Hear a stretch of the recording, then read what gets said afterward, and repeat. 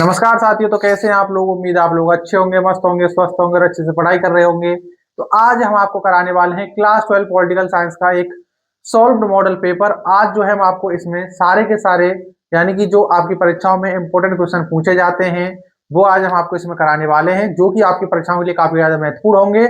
और इस वीडियो पे आप जो है लास्ट तक बने रहिएगा ताकि आपकी तैयारी अच्छे से बनती रहे यानी कि चलती रहे और आप जो है एग्जाम में अच्छे नंबर लेके आए। और इसमें आज जो है हम आपको बिल्कुल सॉल्व ये जो है मॉडल पेपर कराने वाले हैं। तो आइए बिना देखे वीडियो को स्टार्ट करते हैं। तो आज हम इसमें सबसे पहले करेंगे बहुविकल्प पेपर। जिस प्रकार आपके एग्जाम में आपसे क्वेश्चन पूछे जाते हैं उसी प्रकार आज हम जो है इस मॉडल पेपर को सॉल्व करने वाले हैं। जैसे कि आपके बहुविकल्प प्रश्न, अति लघुत्तरीय प्रश्न, लघुत्तरीय प्रश्न फर्स्ट, लघुत्तरीय प्रश्न द्वितीय, और इसी प्रकार जो है हम आज आपको ये सॉल्व कराने वाले हैं।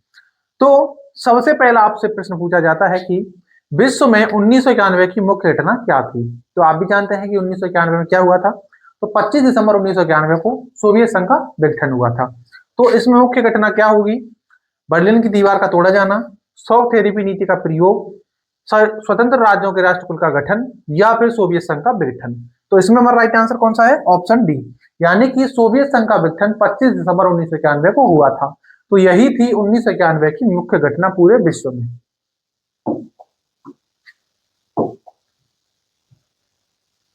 फिर जो अगला प्रश्न पूछा जाता है कि द्वितीय विश्व युद्ध के पश्चात विश्व राजनीति में कौन सी दो महाशक्तियों का उदय हुआ था? ब्रिटेन और जापान का, संयुक्त राज्य अमेरिका और जर्मनी का, सोवियत संघ और संयुक्त राज्य अमेरिका का, या फिर सोवियत संघ या फ्रांस का। तो इसमें हमारा राइट आंसर है ऑप्शन सी, सोवियत संघ और संयुक्त राज्य अमेरिका। द्वितीय विश्व युद्ध के बाद विश्व में दो महाशक्तियां थी और ये जो है सबसे ज्यादा शक्तिशाली देश थे। लेकिन बाद में 1991 में जब सोवियत संघ का विघटन हो जाता है तो पूरे विश्व में सिर्फ और सिर्फ एकमात्र महाशक्ति बचती है, वो बचती है अमेरिका। आप जानते हैं कि इन दोनों में कोल्ड वॉर चलता है जो कि 1945 से लेकर 1991 तक चलता है। लेकिन जब सोवियत संघ का विघटन हो जाता है तो ये कोल्ड वॉर भी यहीं समाप्त हो जाता है।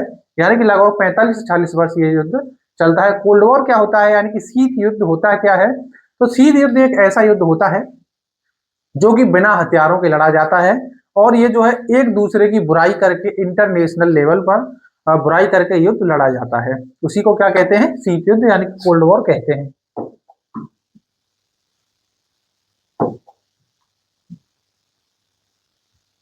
अब हमारा अगला प्रश्न है, निम्नलिखित में से सर्वप्रथम किस देश ने खुले द्वार की नीति को अपनाया था?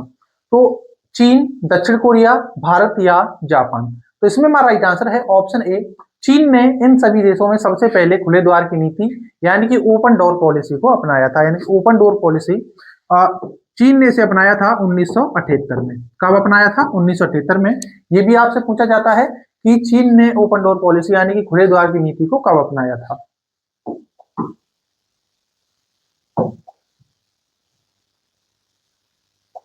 अब जो हमारा अगला प्रश्न है, निम्नलिखित में कौन सा देश दक्षिण एशिया का अंग नहीं है? भारत, पाकिस्तान, चीन या श्रीलंका। तो इसमें हमारा राइट आंसर है ऑप्शन सी, चीन जो है दक्षिण एशिया का अंग नहीं है। आप जानते हैं कि दक्षिण एशिया में 8 देशों को शामिल किया जाता है जिनमें भारत, पाकिस्तान, श्रीलंका, नेपाल, बांग्लादेश, म्यांमार और अफगानिस्तान, इन सभी देशों को, भूटान को इसमें शामिल किया जाता है। ये आपको याद रखना है क्योंकि ये आपसे काफी ज्यादा पूछा जाता है। आगे आता है वर्ल्ड सोशल फोरम का मुख्य कार्य क्या है? वैश्वीकरण का विरोध करना, वैश्वीकरण का समर्थन करना, वैश्वीकरण का ना विरोध ना ही समर्थन करना, उपयुक्त में से कोई नहीं। तो इसमें हमारा राइट आंसर है ऑप्शन ए, वैश्वीकरण का विरोध करना। यानी कि जो वर्ल्ड सोशल फोरम का कार्य है वो जो है वैश्वीकरण का क्या करना है? विरोध करना है। ये भी आपसे कई बार पूछा गया है।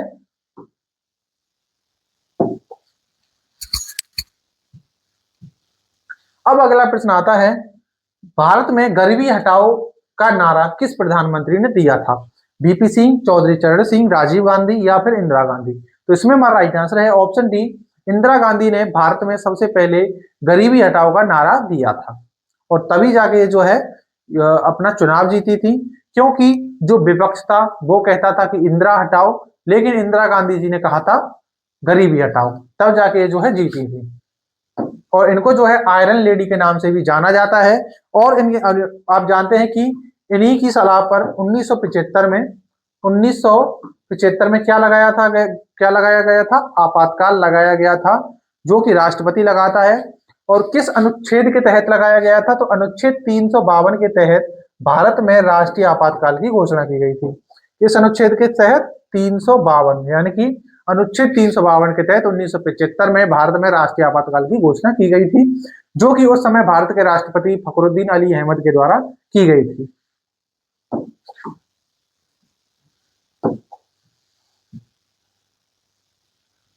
अब जो हमारा अगला प्रश्न है कि निम्नलिखित में से कौन नक्सलवादी आंदोलन का नेता था? चारू मजूमदार, जयप्रकाश नारायण, चंद्रशेखर, माओ त्से तुंग। तो इसमें हमारा राइट आंसर है ऑप्शन ए, चारू मजूमदार जो है नक्सलवादी आंदोलन का नेता था।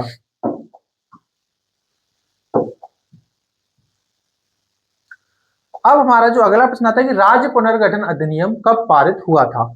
1951 में, 1952 में, 1956 में या 1960 में? तो इसमें हमारा राइट आंसर है ऑप्शन सी, 1956 में राज्य पुनर्गठन अधिनियम पारित हुआ। और इस समय जो है 14 राज्य बनाए गए थे, ये भी आपको याद रखना है। आपसे एक प्रश्न पूछा जाता है कि भारत में सबसे पहले भारत भाषा के आधार पर अलग होने वाला राज्य कौन सा था? तो वो था आंध्र प्रदेश। कौन सा था? आंध्र प्रदेश जो है भारत में सबसे पहले भाषा के आधार पर अलग होने वाला राज्य था। कब हुआ था? 1953 में हुआ था। 1953 में ये जो है अलग हुआ था। भाषा के आधार पर सबसे पहले अलग होने वाला राज्य है आंध्र प्रदेश, और 1953 में ये जो है अलग हुआ था। और राज्य पुनर्गठन अधिनियम कब बना? 1956 में बना, और उस समय जो है 14 राज्य बनाए गए थे।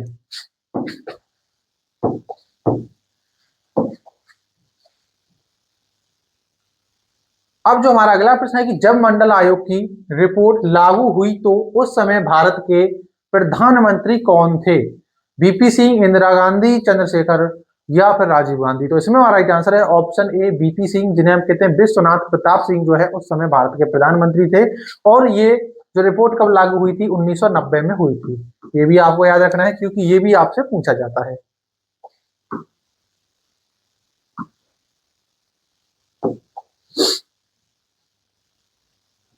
अब हमारा अगला प्रश्न आता है कि गोवा भारतीय संघ का एक स्वतंत्र राज्य कब बना था? यानी कि ये जो है भारतीय संघ का राज्य कब बना?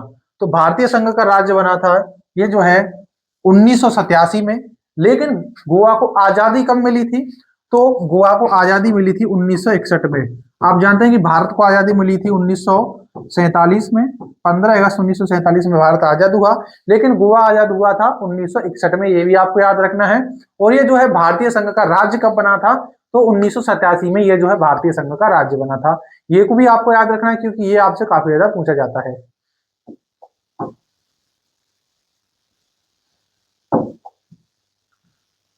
अब आते हैं हमारे बहुविकल्पीय प्रश्न, जो कि आपसे 3 नंबर, 2 नंबर और 5 नंबर में पूछे जाते हैं।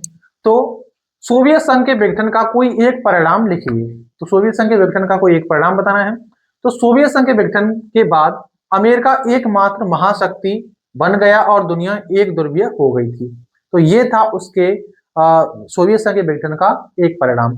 फिर आता है कोई ऐसा यानी कि ऐसा कोई एक कारण लिखिए जिसने पर्यावरण के मुद्दे को वैश्विक राजनीति की चिंता बना दिया है।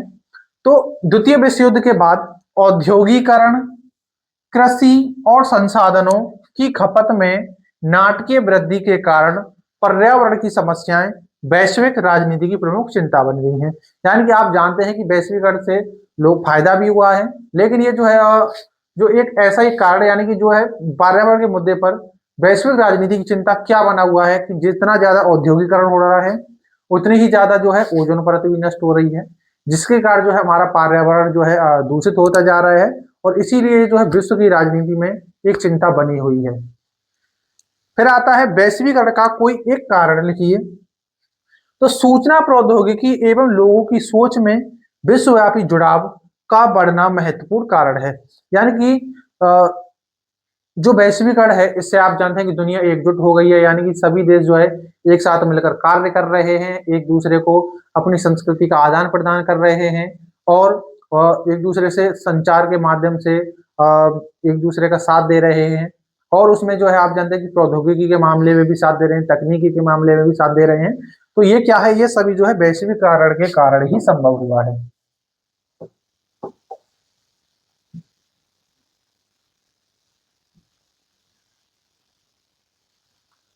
अब आगे आता है कि संयुक्त राष्ट्र की उस एजेंसी का नाम लिखिए जिसका संबंध शिक्षा एवं संस्कृति से है। तो शिक्षा एवं संस्कृति से संबंध है यूनेस्को का, सॉरी उसका है, हाँ यूनेस्को का ही है। तो संयुक्त राष्ट्र शैक्षिक, वैज्ञानिक और सांस्कृतिक संगठन यूनेस्को संयुक्त राष्ट्र संघ की एक विशेष एजेंसी है जिसका संबंध शिक्षा एवं संस्कृति से है। फिर आता है संयुक्त राष्ट्र की सुरक्षा परिषद के दो स्थायी सदस्य देशों के नाम लिखिए। तो संयुक्त राष्ट्र सुरक्षा परिषद के दो स्थायी सदस्य देश चीन एवं रूस है। आप जानते हैं कि सुरक्षा परिषद में 5 स्थायी सदस्य देश हैं जिनमें आपका संयुक्त राज्य अमेरिका, फ्रांस, ब्रिटेन, चीन और रूस है। यानी कि ये जो है उसमें स्थायी सदस्य देश हैं। इन्हीं के पास वीटो पावर है। वीटो पावर को हम हिंदी में कहते हैं निषेधाधिकार। यानी कि यदि कोई बात उठाई जाती है विश्व राजनीति में और वो जो है संयुक्त राष्ट्र परिषद में जाती है, यदि इन 5 देशों में से कोई एक देश भी उस चीज के लिए मना कर देता है तो उसी का फैसला अंतिम माना जाता है। फिर आता है पूर्वोत्तर भारत की सीमा के साथ लगे हुए किन्हीं 2 देशों के नाम बताइए। तो पूर्वोत्तर भारत की सीमा से लगे हुए देशों में बांग्लादेश और म्यांमार है। क्या है, बांग्लादेश और म्यांमार। ये आपको याद रखना है क्योंकि ये भी आपसे पूछ लिया जाता है कि पूर्वोत्तर भारत की सीमा से लगे हुए किन्हीं 2 देशों के नाम बताइए। तो बांग्लादेश और म्यांमार।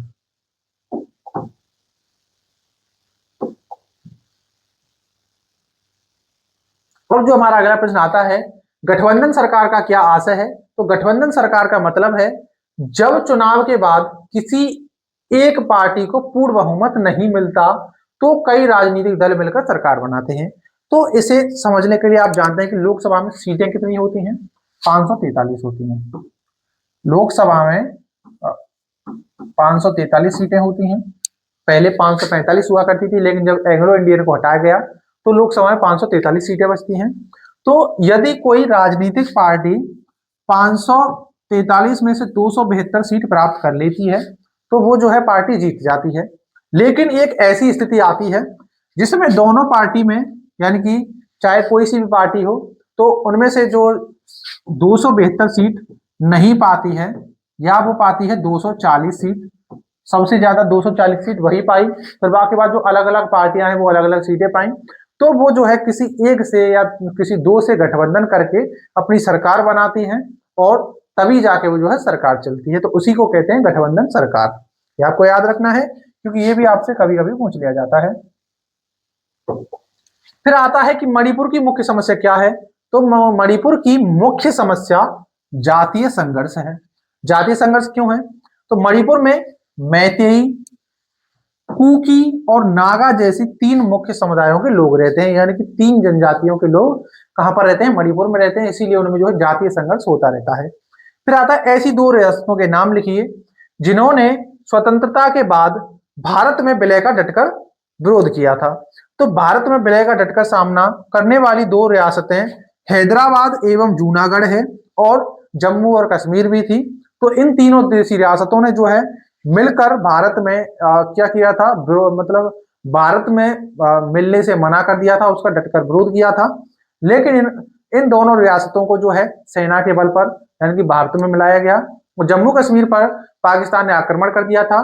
तो भारत के जो उप प्रधानमंत्री और प्रधानमंत्री थे पंडित जवाहरलाल नेहरू और सरदार वल्लभ भाई पटेल, तो उन दोनों ने मिलकर उस पर हस्ताक्षर करवा लिए थे वहां के राजा पर कि अब से कश्मीर जो है भारत का हिस्सा होगा। उन्होंने मान लिया था और तभी से जो है भारत का हिस्सा है कश्मीर।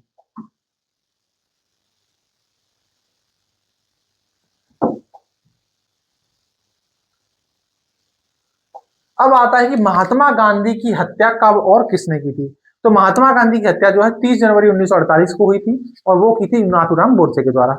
तो महात्मा गांधी की हत्या नाथूराम गोडसे के द्वारा 30 जनवरी 1948 को की गई थी। तो ये प्रश्न आपसे बहुत ज्यादा बार पूछा गया है। फिर आता है कि पर्यावरण के मसले पर भारत का पक्ष स्पष्ट कीजिए। तो भारत ने साल 2002 में क्योटो प्रोटोकॉल पर हस्ताक्षर किया और इसका अनुमोदन किया। भारत ने 2 अक्टूबर 2016 को पेरिस जलवायु समझौते का अनुमोदन भी किया था। भारत सरकार पर्यावरण सम्मेलनों में भाग लेती है और इन संधियों की जरूरतों को पूरा करने के लिए कार्रवाई करती है। भारत के मुताबिक ग्रीन हाउस गैसों के रिसाव की जिम्मेदारी विकसित देशों की है। भारत के मुताबिक विकासशील देशों की प्राथमिकता आर्थिक और सामाजिक विकास की है। तो इसमें आपसे पूछा गया कि पर्यावरण के मसले पर भारत का जो है स्पष्ट कीजिए, क्या पक्ष स्पष्ट कीजिए। तो आप जानते हैं कि भारत ने साल 2002 में क्योटो प्रोटोकॉल पर हस्ताक्षर किए। ये जो है पर्यावरण से संबंधित है, यानी कि जो पर्यावरण की चिंता बनी हुई है। आप जानते हैं कि आज के टाइम पर ग्लोबल वार्मिंग कितनी तेजी से हो रही है, जिसे हम कहते हैं हिंदी में कहते हैं ऊष्मायन ताप वृद्धि, यानी कि आज के टाइम पर जो ग्लोबल वार्मिंग हो रही है, जो कि ग्रीन हाउस गैसों का उत्सर्जन जितना ज्यादा हो रहा है, जिसके कारण आप जानते हैं कि अंटार्कटिका में जो जमी हुई बर्फ है वो जो है पिघलती जा रही है, ग्लेशियर पिघलते जा रहे हैं, जिसके कारण जल स्तर ऊंचा उठता जा रहा है। और जल स्तर ऊंचा जितना ज्यादा उठेगा, धरती के डूबने के चांस उतने ही ज्यादा रहेंगे। तो जैसे आपके एक स्टडी के अनुसार पता लगाया गया है, वैज्ञानिकों ने बताया है कि विश्व में सबसे पहले पानी में डूबने वाला देश मालदीव होगा। तो भारत के मुताबिक है कि जो ग्रीन हाउस गैसों का उत्सर्जन का रिसाव होता है, यानी कि जो ग्रीन हाउस गैसें निकलती हैं कंपनियों से या किसी से भी, फ्रीजर से, तो इनका जो जिम्मेदारी किसकी होनी चाहिए, तो विकसित देशों की होनी चाहिए। आप जानते हैं कि भारत जो है एक विकासशील देश है। तो भारत ने कहा कि जो विकासशील देश हैं उनको जो है सबसे उनकी प्राथमिकता है अपने आर्थिक और सामाजिक विकास पर ध्यान दिया जाए। लेकिन जो विकसित देश हो चुके हैं उनको जो है इन जिम्मेदारियों का क्या करना चाहिए, सम्मान करना चाहिए, यानी इन जिम्मेदारियों को उनको उठाना चाहिए।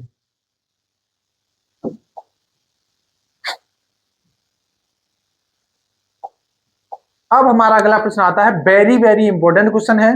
साझी संपदा से आप क्या समझते हैं? बहुत ज्यादा आपसे क्वेश्चन पूछा जाता है। आपको सिंपल वर्ड में बताएं तो साझी संपदा उस संपदा को कहा जाता है जिस पर किसी एक व्यक्ति का नहीं बल्कि पूरे समुदाय का अधिकार होता है, उसी को साझी संपदा कहा जाता है। जैसे कि कुआं, मैदान, चारागाह, घर का चूल्हा, तो ये सभी क्या होती हैं? सड़क। तो इन पर किसका हक होता है? किसी एक व्यक्ति का नहीं बल्कि पूरे समुदाय का हक होता है।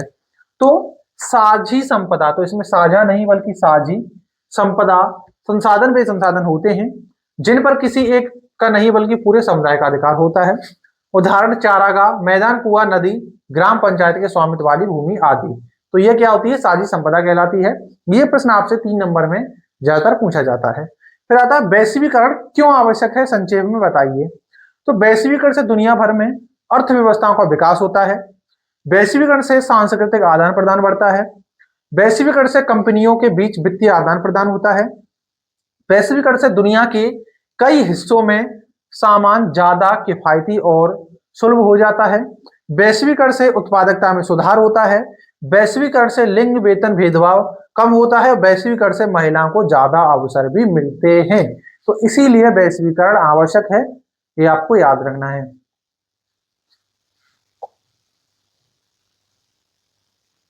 अब जो हमारा अगला प्रश्न आता है, बहुजन समाजवादी पार्टी के संस्थापक कौन थे, इसका उद्देश्य क्या था?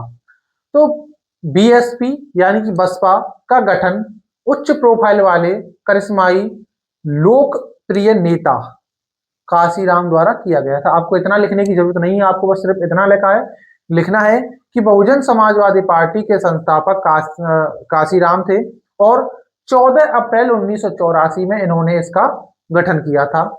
इस पार्टी का राजनीतिक प्रतीक चिन्ह है हाथी।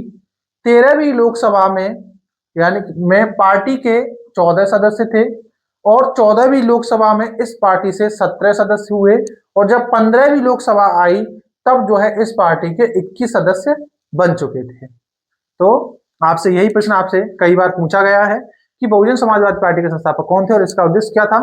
तो बहुजन समाजवादी पार्टी के जो संस्थापक थे वो थे काशीराम जी और इन्होंने जो है 14 अप्रैल 1984 में इस पार्टी का गठन किया और इस पार्टी का जो राजनीतिक चिन्ह था वो था हाथी। और 13वीं लोकसभा में इस पार्टी में सदस्य थे 14, 14वीं लोकसभा में थे 17 और 15वीं लोकसभा में थे 21। तो यही आपसे पूछा जाता है।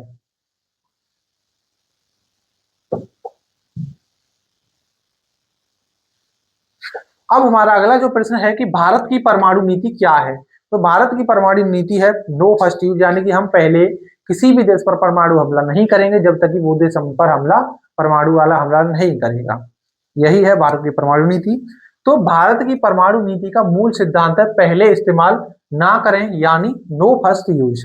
इसका मतलब है कि भारत किसी देश पर परमाणु हमला तब तक नहीं करेगा जब तक कि वह देश भारत पर हमला ना करे। भारत की परमाणु नीति के मुताबिक भारत किसी भी गैर परमाणु संपन्न देश के खिलाफ परमाणु हथियारों का इस्तेमाल नहीं करेगा। अगर भारत के खिलाफ या भारतीय सुरक्षा बलों के खिलाफ कोई रासायनिक या जैविक हमला होता है तो भारत इसके जवाब में परमाणु हमले का विकल्प खुला रखेगा।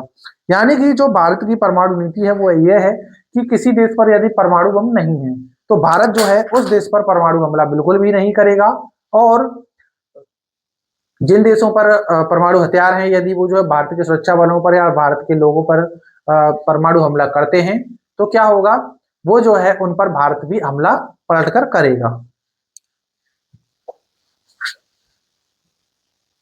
फिर आता है 1975 में राष्ट्रीय आपातकाल की घोषणा करते हुए सरकार ने इसके क्या कारण बताए थे।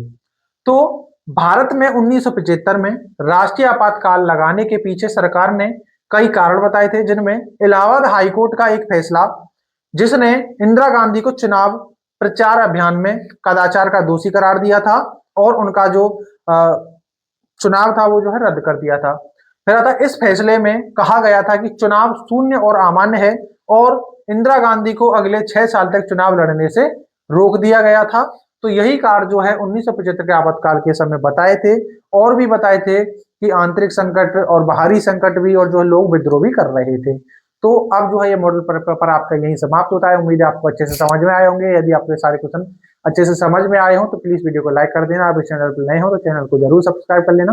मिलते हैं अगली वीडियो में, तब तक के लिए जय हिंद, वंदे मातरम।